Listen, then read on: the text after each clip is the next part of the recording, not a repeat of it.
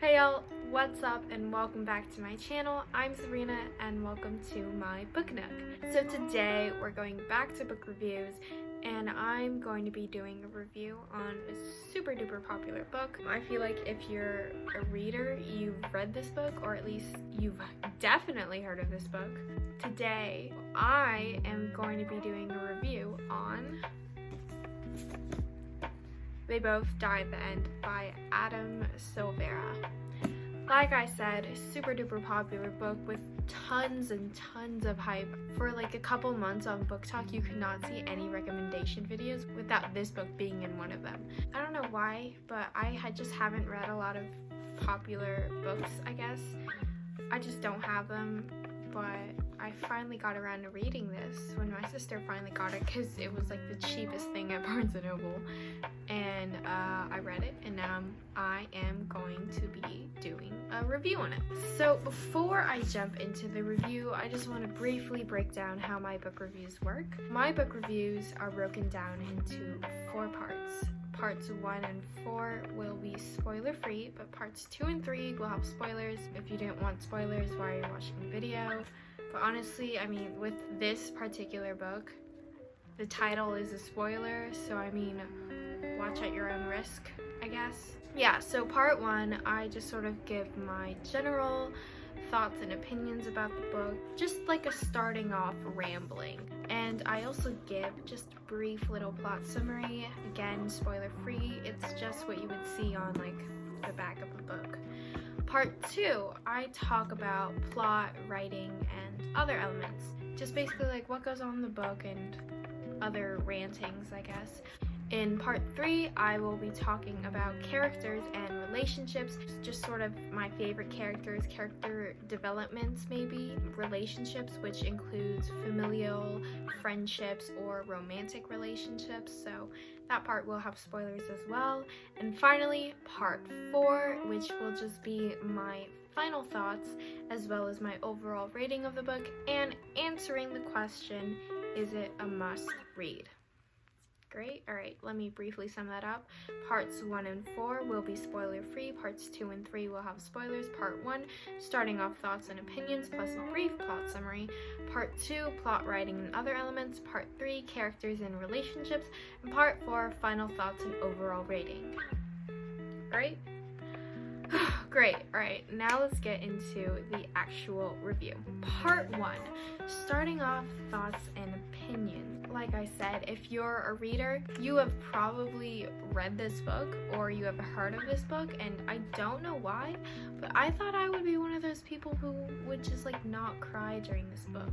You know, I've been seeing a lot of hate circulating it, saying it's not even that sad, like I didn't even cry, and I thought, oh okay, well if it's that bad, I probably won't cry either. I was wrong. I cried a lot. I cried several times. In fact, towards the end, I was crying so hard I physically could not read the words on the page. I can see why the book got so much hype. I'm all for hype for the book. It's amazing. However, I do understand why some people might not understand the hype. Personally, I understand the hype. I liked it. I loved it. Made me cry. Overall plot. I think the plot is pretty obvious. They both die at the end. Anyways, the story follows mainly 2 boys, Mateo and Rufus, and they both get a death cast call, which is a company that can predict the day you die, right? And so they get that death cast call that they're gonna die that day, and so they both download an app called Last Friend, which is an app that allows you to be with someone on your end day, aka your last day, and the story just sort of follows them on their last day and the adventure they go through. Okay, now let's move on to part 2, thoughts on plot, writing, and elements. The plot honestly isn't anything special. It's not like they beat the system and they're both alive. The title is true, they both die, which I find very refreshing, I guess, because oftentimes when you're in this sort of sci-fi weird world, the main characters often find a way to break or dismantle the system. That doesn't happen in this book. They both die, which I actually think is what makes the book so great, you know? It's just kind of a normal story that follows 2 boys who try to live out their lives in one day. And you know, it seems like the book also has side characters that are irrelevant to the plot, but they all sort of tie into the story one way or another, which I think is really great because the story is set in New York City, which is like one of the biggest cities in the world, but it shows how interconnected all our lives really are. I also love the foreshadowing in this book, like how Mateo talked about his tricky stove and Rufus constantly talked about looking both ways before crossing the street. And they both die, with Mateo with a faulty stove. With Rufus, this is implied that he got run over by Victor's car. And I love the foreshadowing on how it's repeated throughout the book, but you don't really notice it because it's very subtle. I think the author did a great job with this foreshadowing.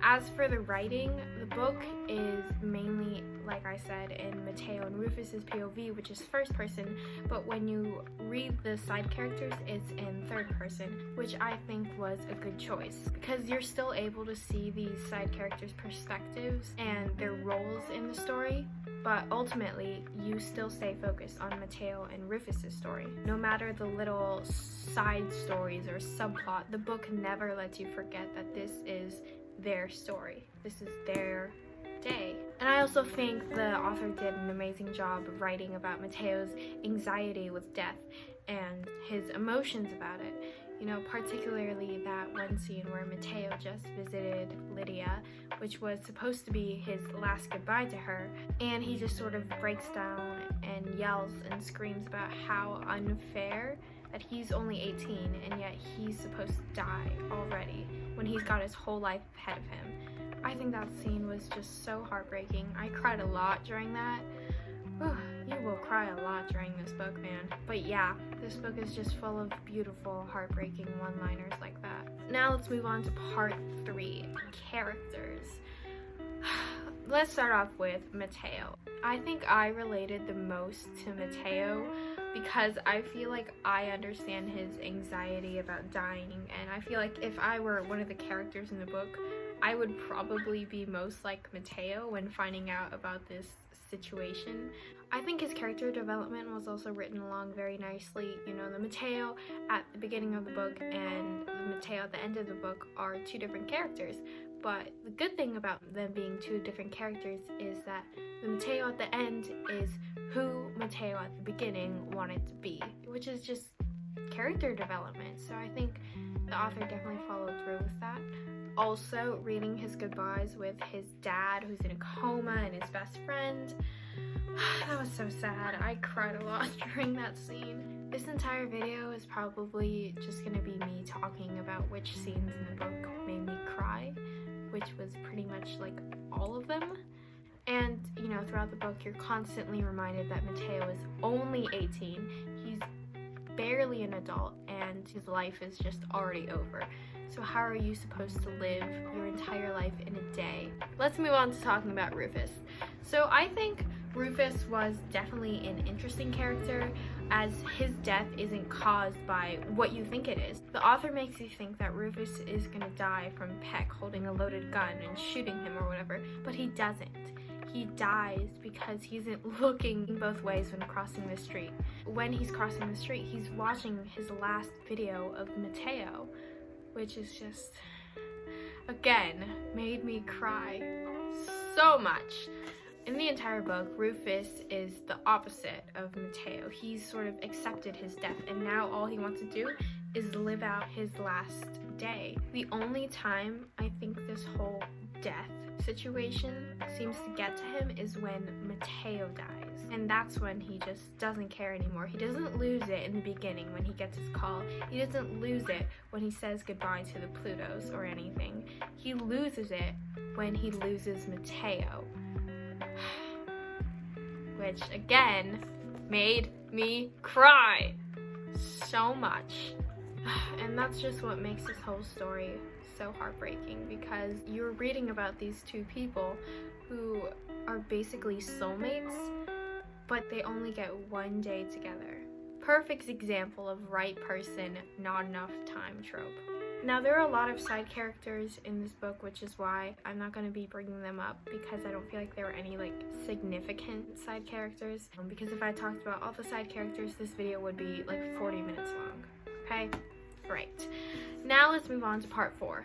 Final thoughts. Now, like I said, this is extremely popular book, super hyped up, and you know, despite the title being a spoiler, people still read it because you want to read about the journey, not the ending.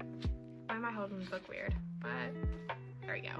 It's a beautiful story about coming to terms with death and trying to live out your life in one day, knowing the world is against you. And it deserves the hype, it deserves the tears, and you know it's gonna end sadly, and you know that it's a romance story, but you read it anyways because it is amazing.